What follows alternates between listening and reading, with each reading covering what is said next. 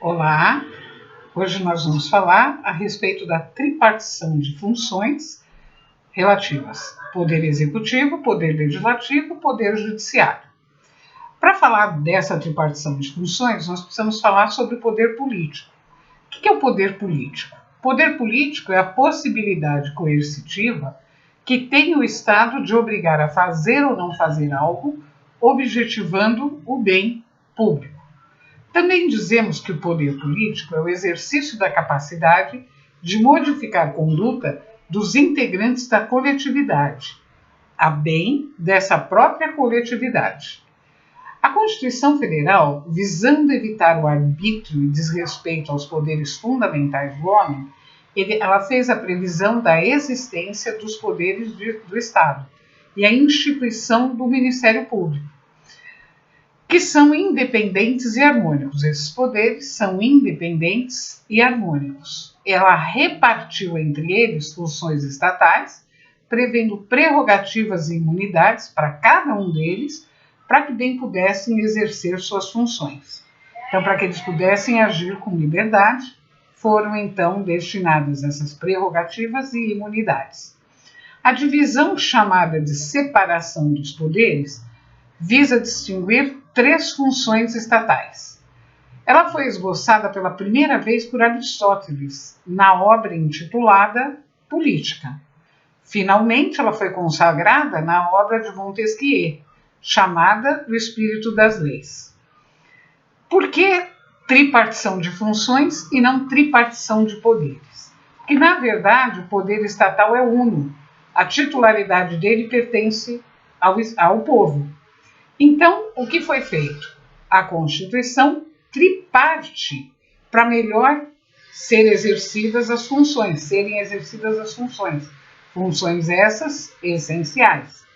Então, por isso a tripartição. A tripartição, ela estabelece as regras da comunidade, administra e decide os conflitos. Compreendendo as funções, então, legislativa, administrativa e jurisdicional. A cada uma delas é atribuída uma estrutura denominada poder. Cada um dos poderes exerce precípua e prioritariamente uma função, e de modo secundário exerce as outras duas. Na verdade, se eu observar, todos eles, seja executivo, seja legislativo ou seja judiciário, vão ter exercícios de uma função típica e duas atípicas. Vamos ver que só para o legislativo é que vai ter uma diferença. Na verdade, o legislativo vai ter duas funções típicas e duas atípicas. O ideal é que os poderes atuem harmonicamente e em conjunto para o bem da sociedade. Todavia, deve ser assegurada a independência dos poderes para que possa ser satisfatório. A função administrativa é exercida como típica pelo Poder Executivo, como atípica pelos outros dois. A função legislativa ela é exercida pelo Poder Legislativo e, de forma atípica, pelo Executivo, pelo Judiciário. Tanto é verdade que nós temos função legislativa para o Poder Judiciário e para o Poder Executivo. Tanto é que eles entram também na elaboração de leis, de projetos de leis. Nessas elaborações, eles entram com iniciativa extraparlamentar. A função jurisdicional é exercida tipicamente pelo Judiciário, mais atipicamente pelo Executivo e pelo Legislativo. Dos poderes, o Poder Legislativo é o único que mantém duas funções típicas. A função dele, legiferante, que é de legislar, e a função fiscalizatória. Todos os outros poderes têm uma função típica e duas atípicas, mas o legislativo tem a função de legislar e a função de fiscalizar. Esses poderes, fisicamente, eles estão localizados em Brasília, na Praça dos Três Poderes. Na verdade, a Praça dos Três Poderes é um espaço aberto, onde se localizam. À esquerda, encontramos o Supremo Tribunal Federal, que é a mais alta cúpula do Judiciário, e é quem detém a guarda da Constituição. À direita está o Palácio do Planalto, que é o Poder Executivo. Os edifícios do STF e o Palácio do Planalto, eles ficam um de frente para o outro, com a distância enorme da praça, mas um de frente para o outro. E no meio dos dois se localiza o Congresso Nacional, que é o Poder Legislativo. Nós vamos falar sobre cada um daqueles que exercem as funções por nós tratadas. Falaremos então do Poder Legislativo, do Poder Executivo, do Poder Judiciário. Todavia, o primeiro poder que nós vamos começar a tratar é o Poder Legislativo. O Poder Legislativo ele é exercido pelo Congresso Nacional, que mantém duas câmaras, consistente na Câmara dos Deputados e o Senado Federal. O Congresso ele é fisicamente composto por um edifício contendo duas torres. Essas torres têm 28 andares cada uma. E as duas torres elas são ligadas no meio e elas formam uma letra H. De um lado eu vejo uma meia-lua virada para baixo e do outro lado uma meia-lua virada para cima. A meia-lua virada para baixo representa o Senado Federal, que representa os estados. A arquitetura demonstra o Senado em posição de reflexão. Então, do Senado se espera reflexão, se espera ponderação.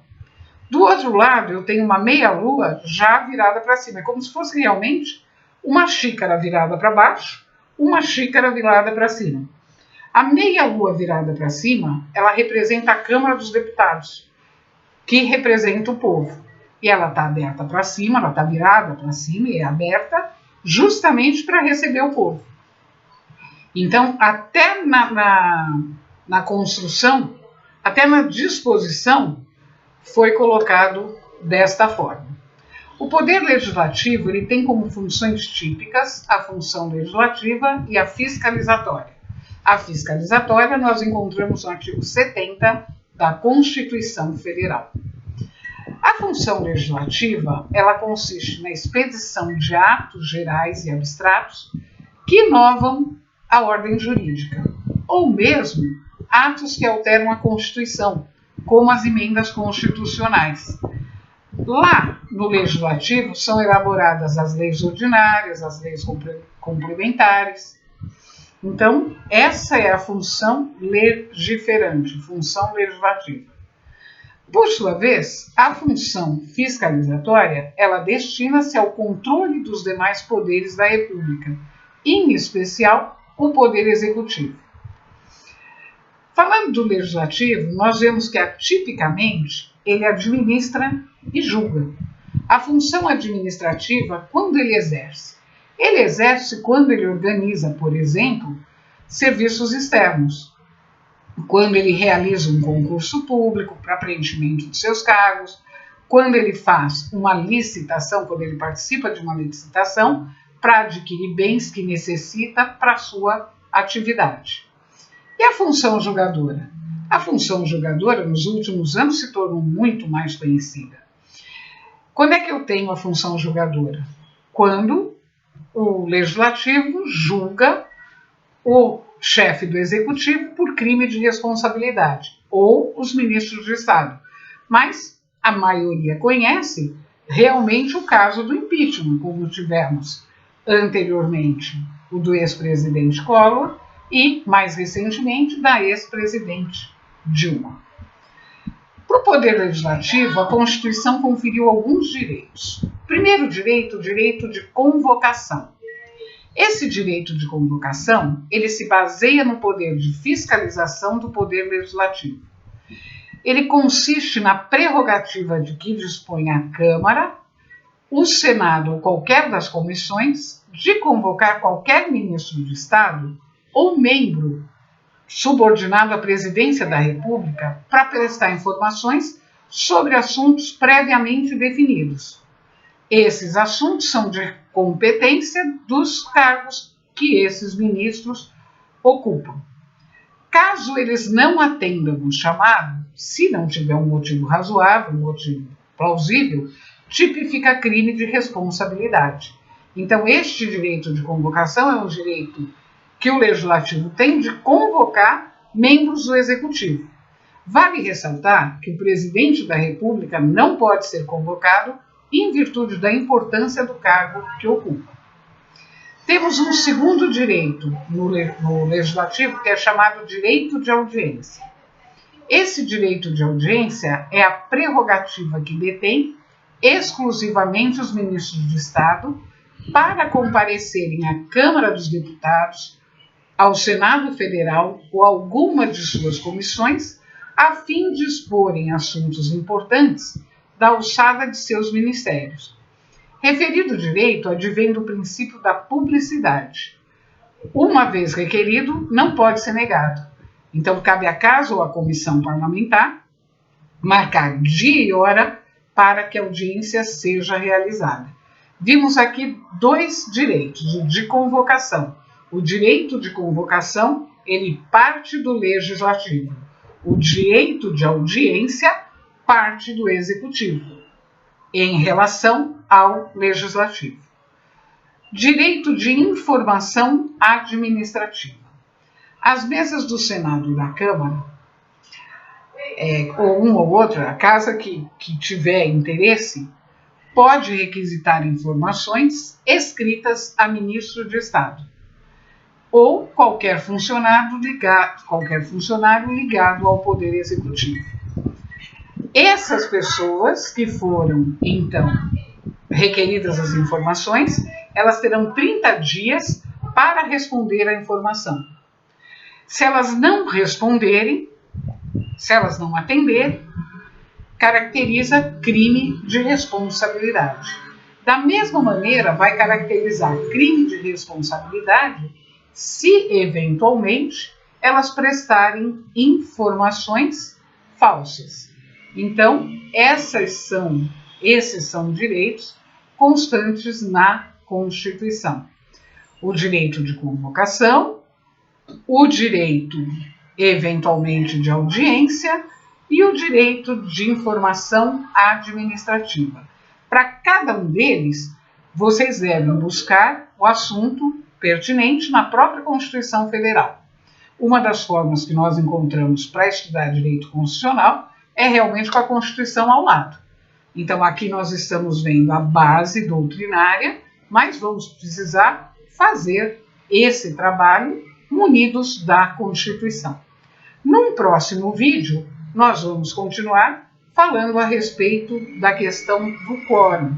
Quórum para deliberação, quais as maiorias que eu tenho dentro dos órgãos do Poder Legislativo, do Congresso, da Câmara, principalmente do Congresso Nacional.